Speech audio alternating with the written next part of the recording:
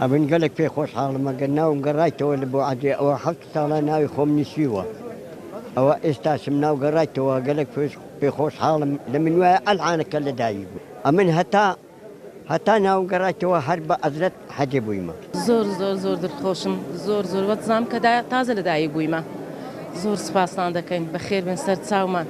دوعای ئێمە لە ئێوە دوعای ئێوەش لە ئێمە دەکەن سوپاسان دەکەم زۆر مەمنونین بەخێر بن سەر چاوان الله الرحمن الرحیم یا ربی خدا تو رحم و کرامتت خو گلم که یا ربی شکر بوتا خدا و کرامته یا ربی تو ما حجامت ما قبول که یا ربی تو آقای کی یا گردا که یا ربی تو اسلام صالح که یا ربی تو آن پیش مرو کردستان ما روزگار که خدا تو به خاطر عرش و زۆر خۆشحاڵین کە لێرە خڕبووینەوە